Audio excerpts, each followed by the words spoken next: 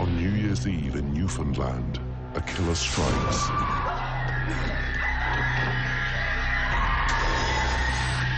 This was a gruesome sight. It's an image I'll take with me to my grave. Why would somebody cut somebody 53 times? The evidence points to an unthinkable suspect. The song, Kill Your Parents, it was a shocking revelation. But the investigation goes astray. They didn't find the murder weapon because they were looking in exactly the opposite direction. Eventually, they uncover the extraordinary truth. It was amazing to watch the investigation unfold. If someone just told me the story, it's too unbelievable to believe.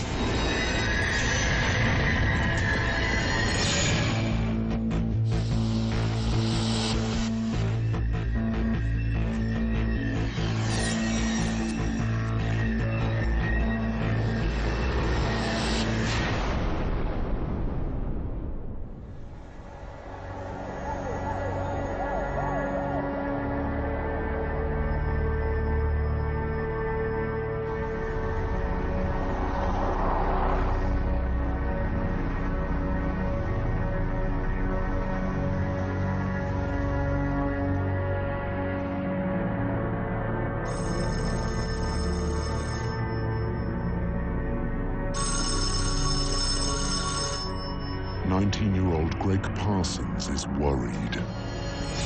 I was trying to reach Mom on the phone all day that day, and there was no answer. I'd see her on a daily basis. If not, I'd talk to her on the phone on a daily basis, always check on her. Myself and my girlfriend drove down by Mom's house. The bathroom light was on, and the doors were all locked.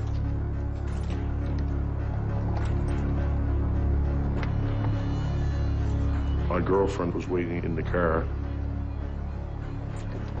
I had a key, but it didn't work.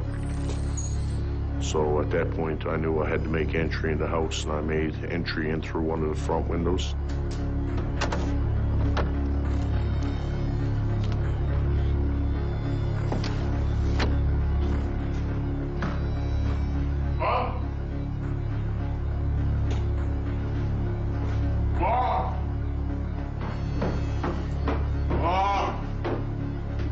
I went up over the stairs, called out for Mom.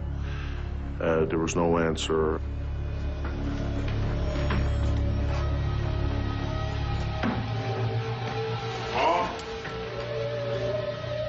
The bathroom door was closed and it was locked.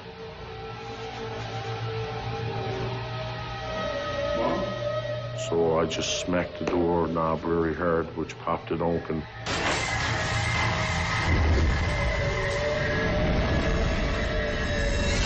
I remember seeing Mom's leg and seeing a major amount of blood.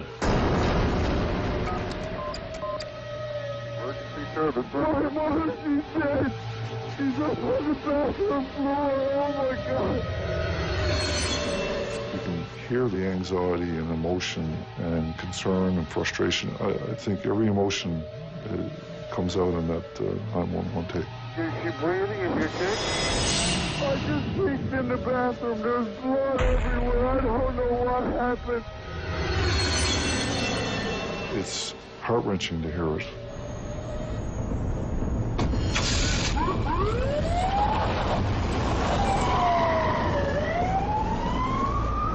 Rescue 4, we have confirmation of that call. Unit Rescue 4, that's off James Lane.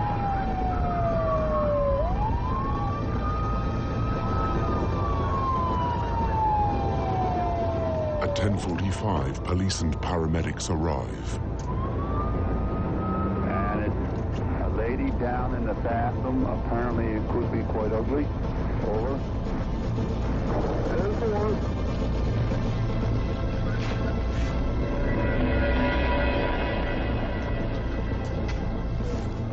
The lead investigator and his support investigator were called to the scene.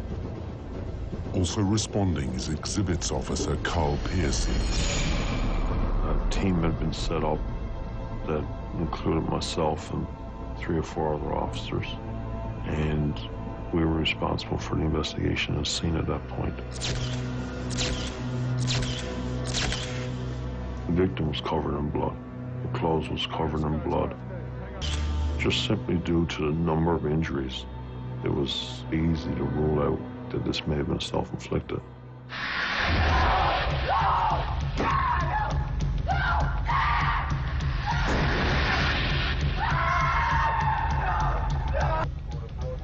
The victim is identified as Catherine Carroll, 45.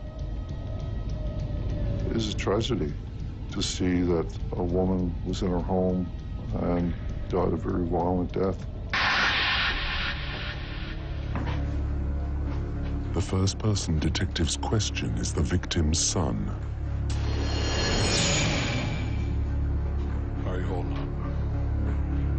But he's completely unresponsive.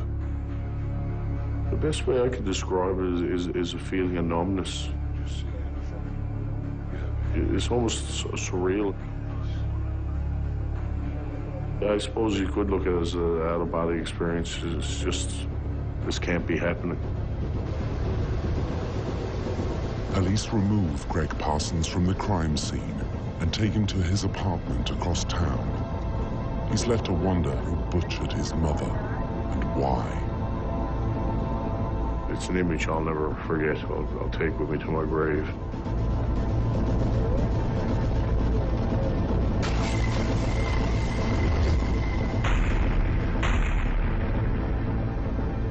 The investigation into the brutal stabbing of Catherine Carroll is less than an hour old.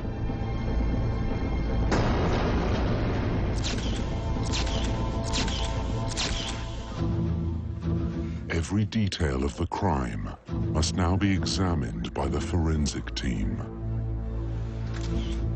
Some of the bloodstains on the floor appeared to have been diluted.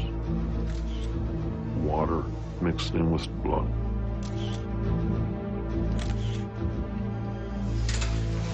On the edge of the bathtub, there was a soap wrapper. It was torn open and left there.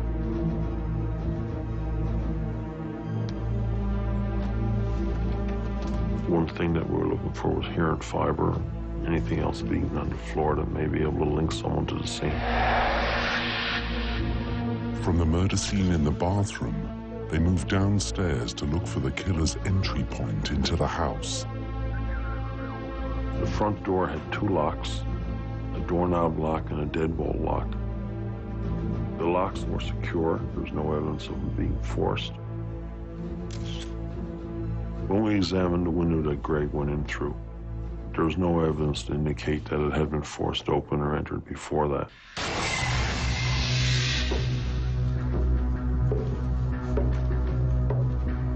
In the basement, they find another possible access point, a small window. You'll always see a little bit of dirt, a little bit of dust on the outside of your window. That didn't appear to be disturbed. The investigators came to the conclusion that the window was too small for anybody to crawl in through or out through.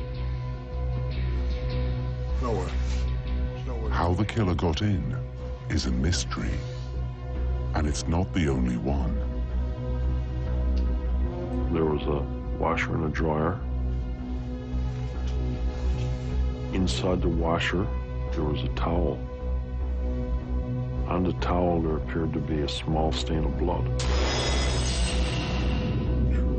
This towel was from the same set as the towels that were hanging in the bathroom.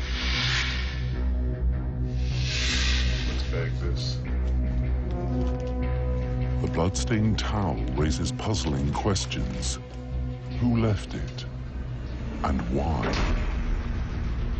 As police wonder how it got there, another question surfaces. Where is the murder weapon? The entire property is scoured without success. There is no obvious murder weapon that we located within our search of that house. When her body was removed on January 2nd from the washroom, there was no murder weapon found. And what they knew at the time was that it was a serrated edge knife that was the instrument that was used to kill Mrs. Carroll. Mrs. Carroll had this set of knives. There was one serrated edge knife missing from that set, but they couldn't say conclusively that that was a knife that was used. The crime scene poses more questions than answers, but very quickly, a theory is emerging. It wasn't a break and entry.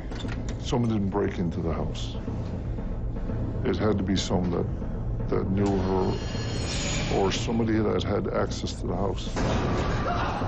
The bathroom in this house was also the only room with a locking door. So if someone was going to flee from another person, this may be where they would run to.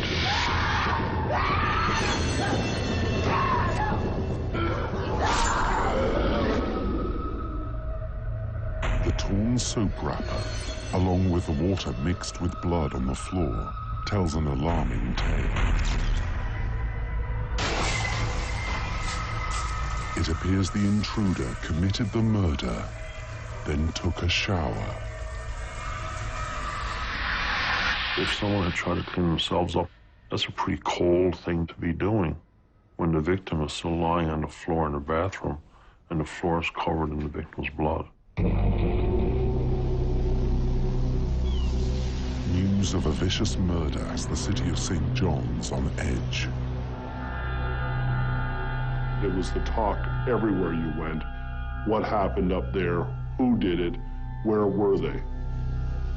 Details of the post-mortem only add to a community shock. This was a gruesome sight. This was a person who had had more than 50 knife wounds. Catherine Carroll has 53 separate wounds.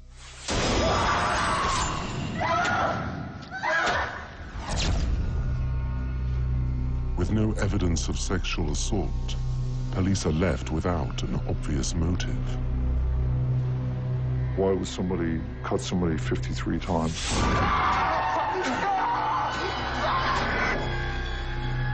Was it anger? Was it passion? What was it?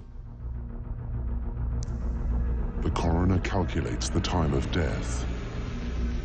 The autopsy indicated that Mrs. Carroll probably died at 2 or 3 in the morning, or as late as 6, on January 1st.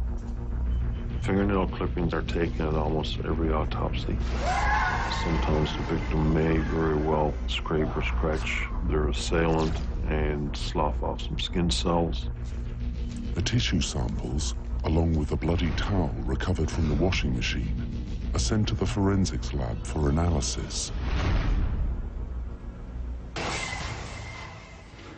But to find a motive for the murder, police need to know more about the victim. Again, they turn to Catherine's son, Greg.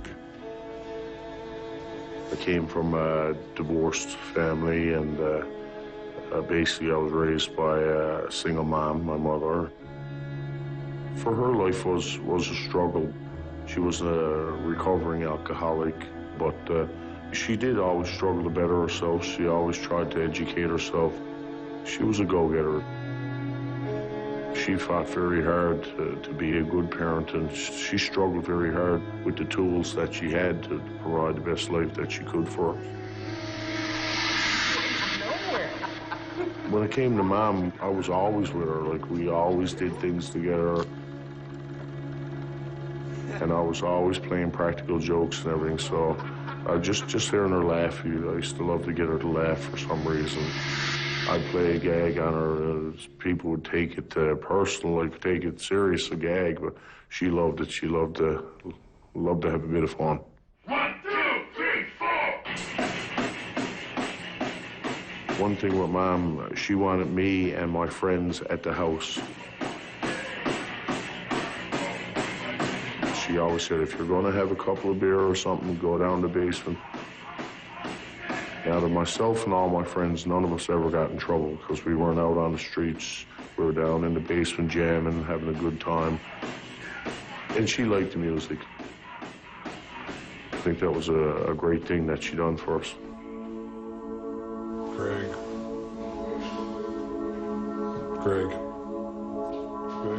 The questions turned to Greg's whereabouts at New Year when Catherine was slain. 4, 2, 1. I was with Tina, my girlfriend.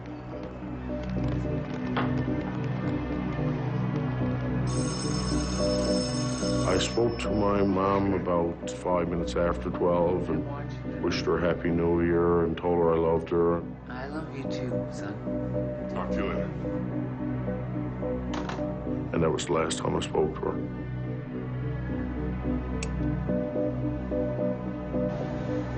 Later on that night, Tina's father dropped me home 4 o'clock in the morning. And that was pretty much it for New Year's Eve. The interview lasts many hours. Parsons leaves the police station a grieving son. But investigators wonder if there's more to him than meets the eye.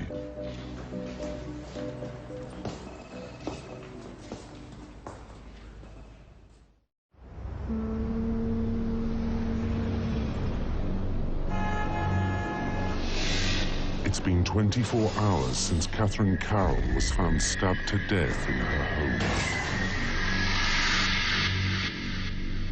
In St. John's, when somebody is murdered, it's a big deal. It's a rarity, completely uncommon.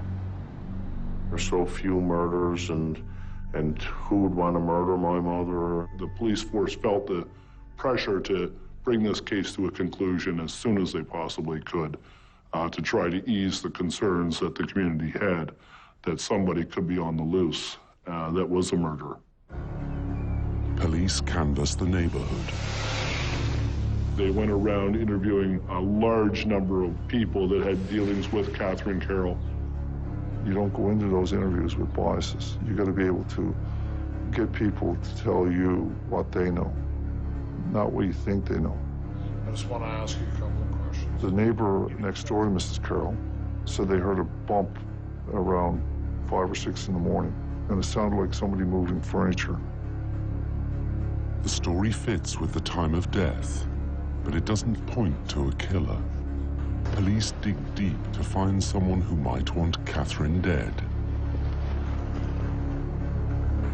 There were a couple of people that were looked upon as persons of interest. 2 possible suspects emerge. Catherine's ex-husband, with whom she had an ugly divorce,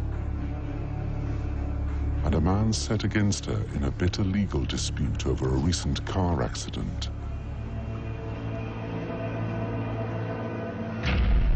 But it's neighbor Cindy Green who points detectives to the most compelling candidate for murder. She had spent many days at Mrs. Carroll's house. She would drop by for coffee or have a cigarette with Mrs. Carroll. Cindy Green tells police her friend felt threatened in her own home. She said that it appeared to her that Mrs. Carroll was in bodily fear of her son.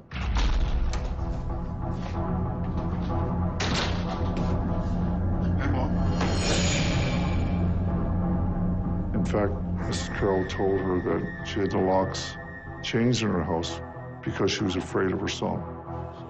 She felt that Greg Parsons was the person responsible because she realized how fearful Mrs. Carroll was of Greg Parsons. It's a stunning accusation. And it soon becomes clear Cindy Green isn't the only one who thinks Greg Parsons was a threat to his mother. We knew from people in the area that there was a tumultuous relationship. She had told people that she had had trouble with her son. We were hearing that. That's the same thing that police were hearing at the time as well. Yeah, we hang out all the time. Police questioned Greg Parsons' friends, including a young man named Brian Doyle. He he hung out in the basement with Greg Parsons and his friends. All right, who's ready to rock? Even though he hung around with Greg and his friends, he wasn't part of the band itself. Doyle tells detectives he and the other kids had an easygoing relationship with Catherine Cow.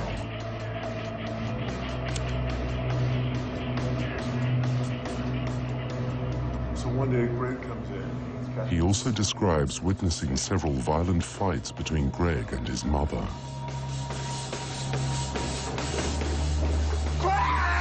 She comes down the stairs and she's like screaming. Crazy headache. Then Greg grabs one of his beer cans and just chucks it at her.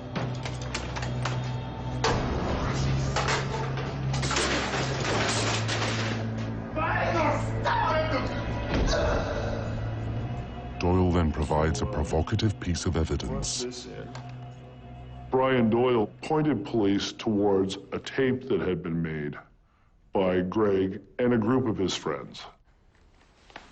The song on the tape is called Kill Your Parents. Kill your mother, kill your father, stab him once. Greg Parsons even played the song for one of his mother's friends. It was a bit disturbing.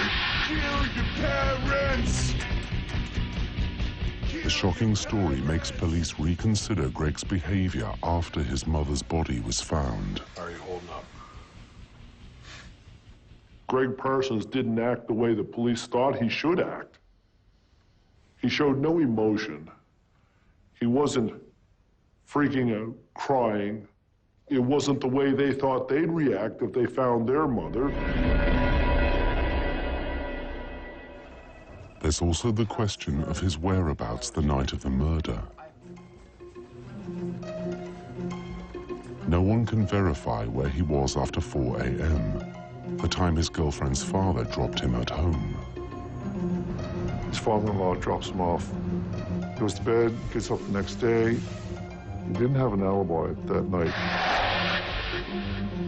To police, Parsons is looking less like a mournful son and more like a calculating killer. But they still need evidence that can link him to the crime. They searched my house. They took things like shoes, some socks, some clothing. On the shoes, there were some small, reddish, looked like projected blood stains. Could this stain be his mother's blood? We did a presumptive test on these, and that came back positive. A positive reaction means it's probably blood. Stain on a shoe, no sign of forcible entry, questions as to whether he was home or not home, all kinds of little bits of things that didn't add up to anything by themselves, together seemed to add up to a case against Greg Parsons for murder.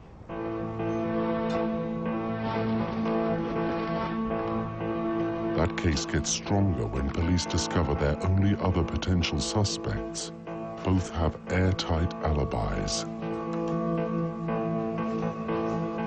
They eliminated the ex-husband and one of the other gentlemen because they weren't in the province at the time.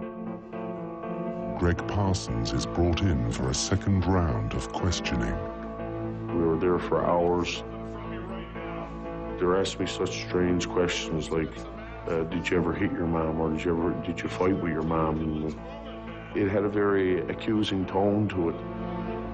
I knew things were really bad at that point. I couldn't kill anybody. Somebody did. I said, I want to do a polygraph, and the police said, no problem. I went up there that afternoon to do the polygraph.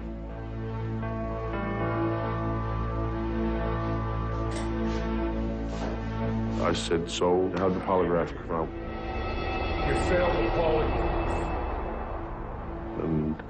And one of the police officers said, Greg, at the end of this interview, we have no doubt that you had something to do with your mother's death. The primary theory of the police was that Greg Parsons had gone home that night had been dropped off, as he said, and didn't go to bed, but actually went to his mother's place, entered the house because he likely had a key. Greg, is it you? Greg, what are you doing?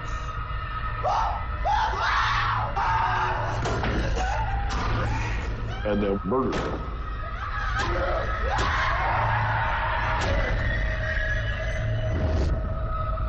Police are now certain it was Greg who unwrapped the soap. Greg who took a shower to wash off the blood. And Greg who used a towel to wipe up before dropping it in the laundry.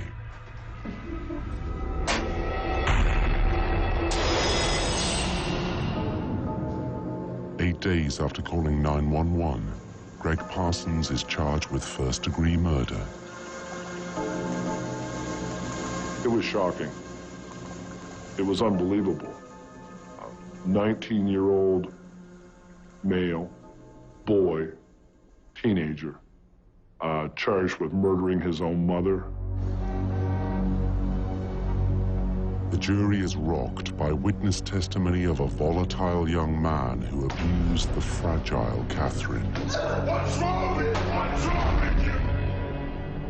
DNA technology of the day is unable to conclusively match any key blood or tissue evidence to Greg. Nor prove the blood on his shoe was his mother's.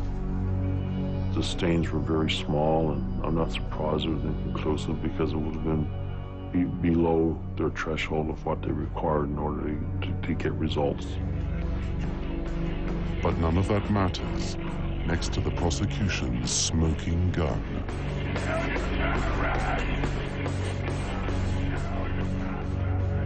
The song, kill, kill, kill, kill your parents, kill your mother, kill your father. When the jury heard that, I don't think there was any way that that case could have been won by the defense, no matter what evidence they produced. 3 years after Catherine Carroll's gruesome death, her son is found guilty of murder.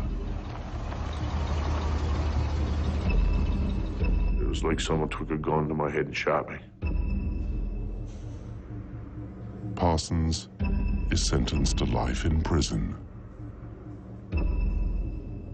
There's nothing like the feeling of lying in a prison, looking up at the bottom of another bunk and figuring this is what you're going to be looking at for the rest of your life.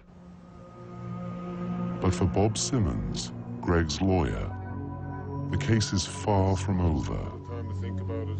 It was horrendous. This had no semblance of a fair trial. None whatsoever. We're seriously considering an appeal, and I'm sure there will be an appeal. How's Mr. Parsons doing? And I had no doubt in my mind that Greg Parsons was innocent.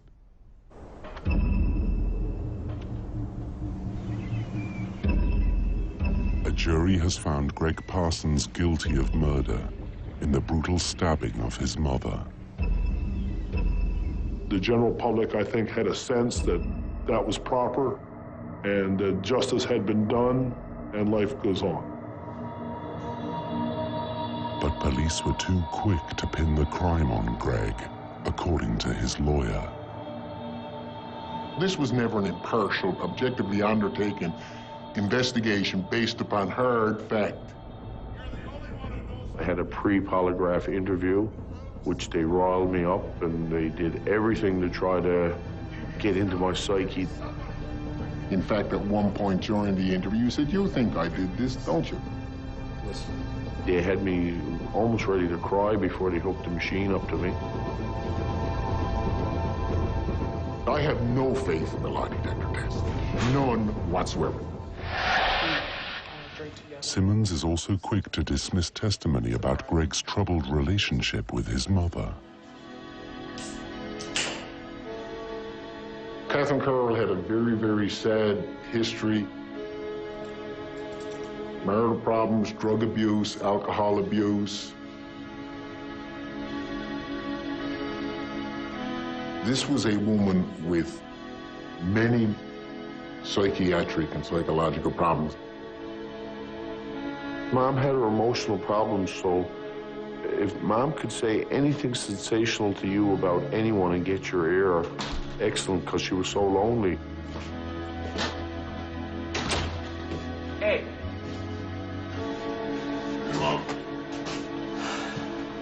She could go up to you and say, oh, my son, he's a bad bugger, or he fights with me all the time, or whatever. Anyone that she told this story to, well, they're the ones that came forward. And you have this vomiting of all this hearsay evidence. And how much of these things she did say, I really don't know.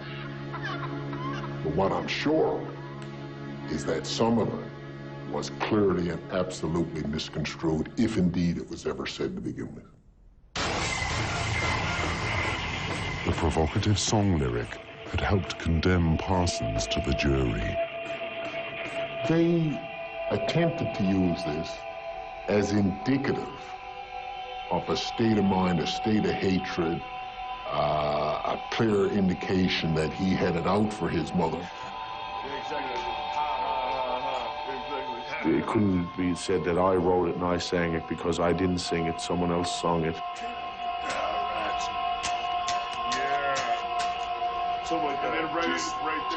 And everyone had a role in writing it, and it was just trash metal. And that is, without a doubt, very flimsy, very circumstantial, absolutely inconclusive. They don't find any clothes that have any blood on it whatsoever. They seize his deck shoes, which do have traces of blood, but we call evidence to show that he had been in a fight. And indeed, the other person had got bopped on the nose. I was in an altercation with a young fella, and he was up my face and spitting blood, and there was 2 or 3 droplets of blood on the shoe. The investigators on this case never once entertained an objective, impartial outlook on what they had. I figured, like, how wrong could it go for an innocent man? Days after Parsons' murder conviction, Bob Simmons files an appeal. I'll never forget saying, how long is this going to take? And he said, this could take years. And I was just, it was a crushing blow. 4 years pass while Parsons awaits a new trial. Decision, and I look forward to my day in court to maintain and prove my innocence. While justice grinds slowly, DNA science bounds ahead. By 1998, police have vastly improved tools for blood and tissue analysis. Once I spoke to the Crown, the very first thing he said was, let's do it. Let's resubmit these exhibits and have them reanalyzed and see if they can find anything. My role as a forensic scientist was really to re-examine the case with fresh eyes. In 1991, we were using a first-generation type of forensic DNA analysis. It didn't really work very well with samples that were of poor quality or samples that did not have a lot of biological material in them. Forensic DNA analysis is now conducted using a technology called PCR. It's much more sensitive than what we had before, so we are able to obtain genetic information from smaller samples. Charlene is able to isolate 2 DNA profiles from the crime scene. One of these contributors was a female, and that profile matched the deceased. The other contributor was a male. The second step was to look at this unknown male profile and to compare it to Gregory Parsons' known sample, and it didn't match. It's a stunning revelation. All of a sudden, your focus completely changed. Greg Parsons is not responsible at all. I had believed for so long that Greg was responsible for killing his mother, and now scientific evidence is pointing in another direction. On November the 5th, 1998, 7 years after his mother's murder, Greg Parsons receives a full acquittal. Took a long time to get here, but it feels good now. Opportunity to get on with my life.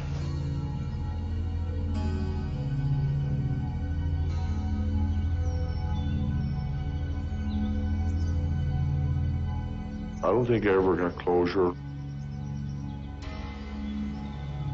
I was totally consumed with the police investigation. Like, they never ever gave me a chance to grieve Mom's death. It was just after me from day one. Now, free from all suspicion, Parsons remains haunted by one constant question. I want to know who murdered my mother. The Newfoundland police are in disarray. Their investigation into a notorious murder put an innocent man behind bars. The real killer has walked free for 7 years, and the trail is stone cold. This was a big deal. This is a murder of a woman, a conviction, a wrongful conviction, somebody who didn't do it, an innocent man. And they owed it, I think, not only to the community and to justice, but I think they owed it to Greg Parsons to put the same effort, if not more effort, into finding out who actually murdered his mother. I was tasked as the lead investigator to conduct the second investigation. I'm now armed with the latest investigative techniques and science. And also, I had the DNA that was found to assist me. Sergeant Johnston questions every assumption made during the first investigation. There's a window in the basement. The original investigators determined that nobody came through that window. I'm 6'2.5", 190 pounds. I was able to crawl out through the window in less than a minute. In fact, Johnston learns that Greg Parsons and his friends used to go in and out of this window all the time. Every one of us as children knew how to pop them windows and get in when we were locked out of the house. Perhaps this was the killer's point of entry. No key required. In his search for new suspects, Johnston casts a wide net. What we did in the second investigation was that we interviewed everybody that lived on James Place. We asked them who lived in the house, who was at the house at the time of Mrs. Carroll's death. We looked at anybody that was associated with Mrs. Carroll. We looked at people that had been convicted of serious crimes that lived in the area. He soon finds not one, but two possible suspects. Mark Hanlin is a local man with a history of drug abuse. He broke into another house on James Place and actually took a piece of beef that was in the fridge and spread the blood from that all over the walls. Frank Brody also fits the bill. This individual broke into a house on James Place and had sex with a woman that was in her later years. Besides having a criminal record, Brody once dated Cindy Green, the woman who helped convict Greg Parsons. He also knew Catherine Carroll.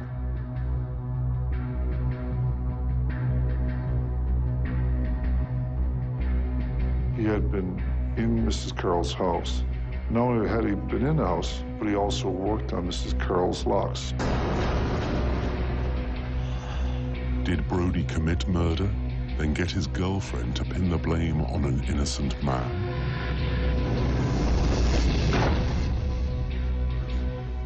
Both suspects are eventually tracked.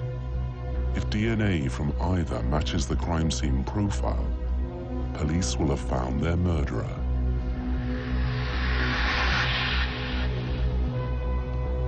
Two weeks later, the results come in. Neither is a match. It's a huge disappointment, one that will be repeated again and again. By 2001, we had obtained and eliminated 150 people through DNA.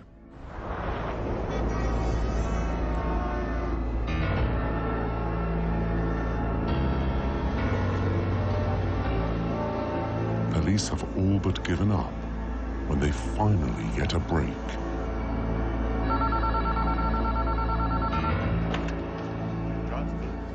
Sergeant Johnston receives an anonymous call from someone who knows the case. Really? The caller suggests taking a closer look at Greg's old friend, Brian Doyle.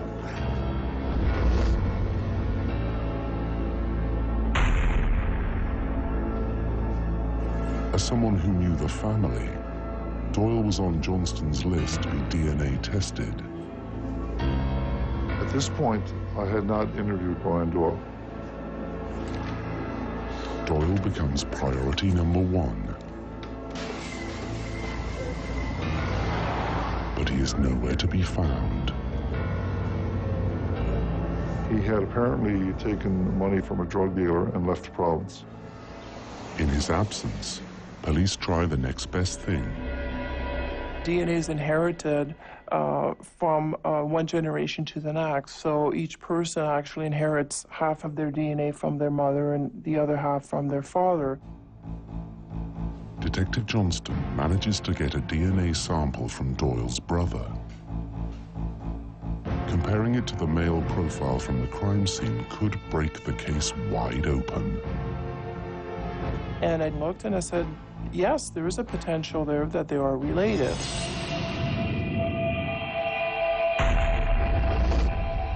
The DNA link means it is possible Brian Doyle was at the crime scene.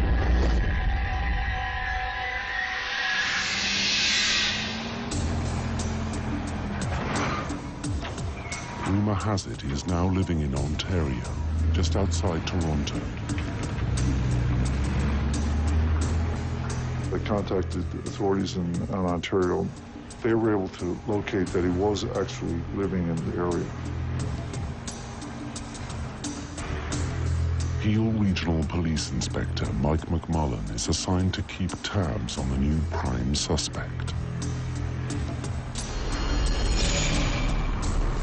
After several days of surveillance, he was observed to cast off partially smoked cigarettes. They were collected and were forwarded to the RCMP laboratory in Ottawa. We did receive several samples, one of which did provide a full profile that we could compare with our unknown male, and it was a match. It's the scientific evidence they've been waiting for. Police are now certain that Brian Doyle is their murderer.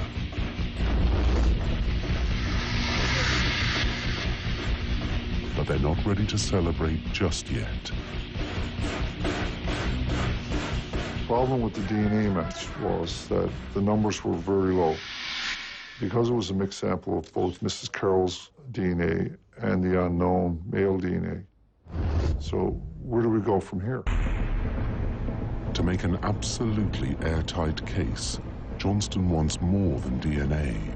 He wants Brian Doyle's confession, but getting it will require an elaborate undercover sting operation.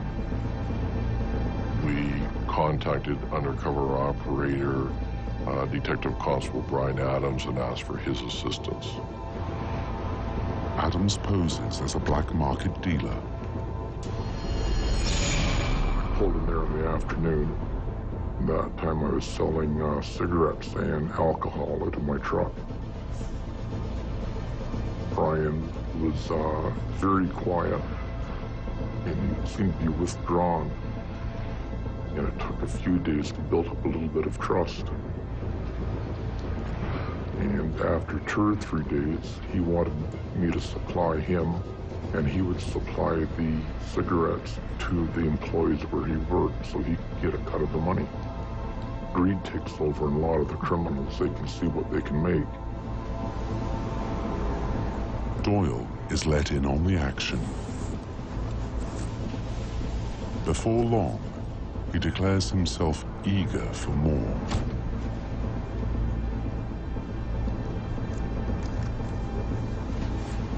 Adams brings Doyle deeper into the fold.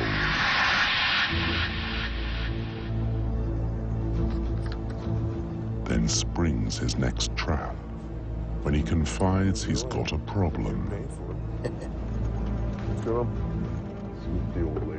I brought it up to Brian that my wife was really getting on my nerves. She's going to take everything that I earned over the years.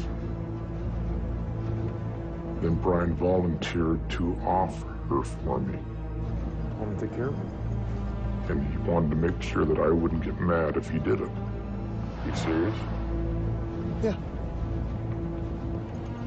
It's the response Adams hoped for. He now escalates the sting by informing Doyle that permission to murder can only be granted by mythical crime boss, Mr. Big. We'll set it up. Mr. Big, he had the final word on whether or not Brian would be brought into our organization. Mr. Big's persona was developed to leave the strong impression with Brian Doyle that he was a man of influence. Doyle takes the bait. He agrees to meet Mr. Big at a hotel. I'll give you another fictional answer. Completely unaware he's talking to a cop, and his every word is being recorded. We got set up for audio and video. Myself and Inspector McMullen are in the next room. Mr. Big warns Brian Doyle his organization is very exclusive. No one gets in without being ruthless. Mr. Big told Brian that he did some checking. He knew that there was a police involvement somewhere in Newfoundland, and that Mr. Big wanted details of it. Big thing is, I want to know if you did that. So I've got one answer to that. And Brian Doyle got up from the couch, and I thought he was leaving the room. And he walked over to the hotel room door and locked it. And in every way, it was a very dramatic moment. He returned to the couch, and he declared, "I want to play." The conversation that followed made the hair on the back of my neck stand. You remember telling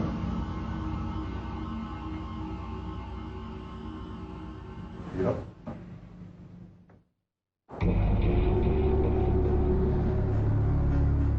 Murder suspect Brian Doyle has been lured into an undercover sting operation with a police officer posing as Mr. Big. Didn't I get this business? With hidden cameras recording every detail, he begins to speak of his horrific crime. The law tells you you never get away with it. Life tells you you plan it right. Brian Doyle starts to talk about the fact that he actually killed Catherine Carroll. On that fateful New Year's Eve, Doyle was indulging heavily in drugs and alcohol.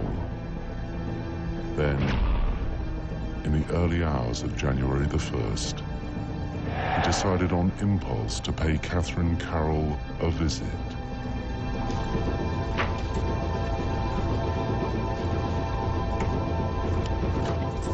Crawled in through the window. He cut his hand on the way in and dabbed it with the bathroom towel. Went to the kitchen, took the knife, and took off his clothes.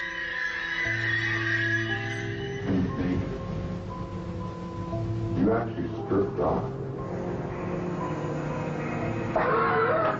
Yeah.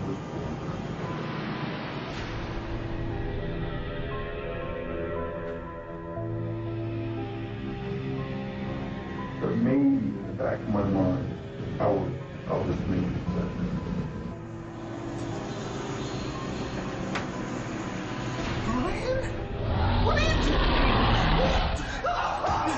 Brian Doyle runs in with the knife and kills her.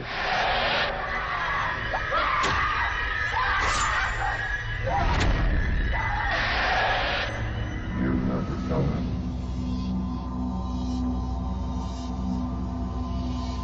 Yep. How was that? Dirty? Why? What was dirty? A window, door, floor, wall, what?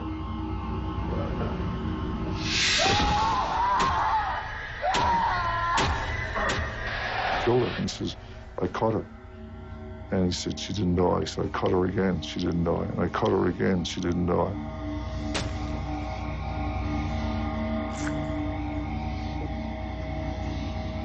And he said, then I heard this noise.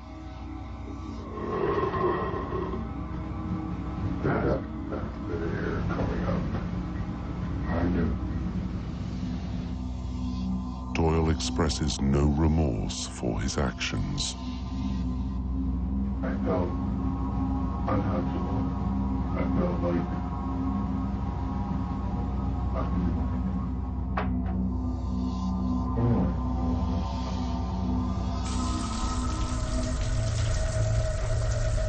With his victim lying on the floor, Doyle took a shower,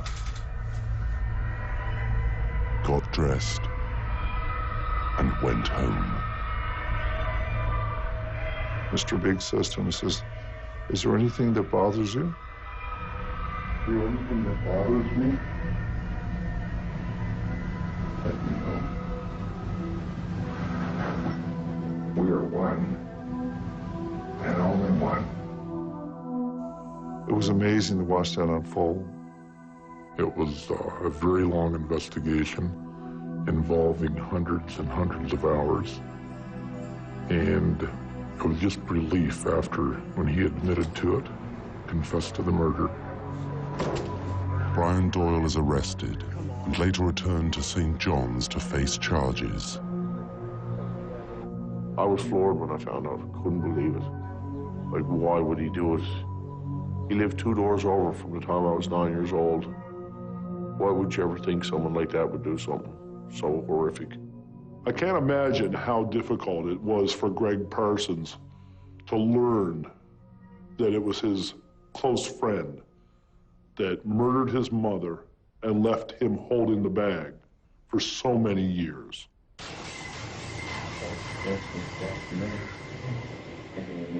In custody, Doyle gives a full confession, but never explains why he did it. Where did you go from there? Brian Doyle agreed to take the investigative team back to the crime scene and do a walkabout and show me exactly where he had thrown the knife. When they get to the spot, the weapon is still there, right where Doyle tossed it 10 years ago. They never thought to go up and look at a depot yard a few hundred feet away to see if somebody had turfed the weapon over the fence, which we now know that Brian Doyle, in fact, did. He left the house, ran through the backyards, crossed the street, threw the knife over the fence, and went on. Over the years, I went through everyone mentally. There was never a minute a day that I never thought about this. Is it this buddy? No, couldn't be him. Is it this one? No. Is it Brian Doyle? No. It was a passing thought. No way, no way. Brian Doyle pleads guilty to second-degree murder and is sentenced to life.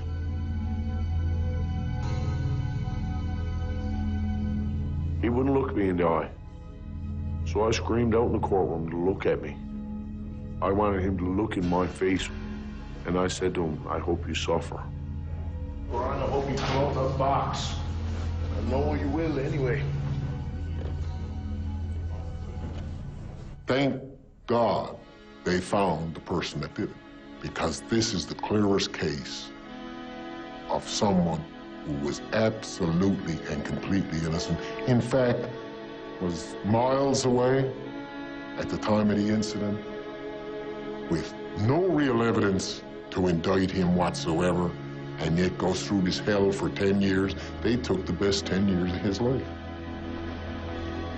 Today, Greg Parsons is a fireman, married to longtime girlfriend Tina, with a family of his own. He is also an advocate for the wrongly convicted.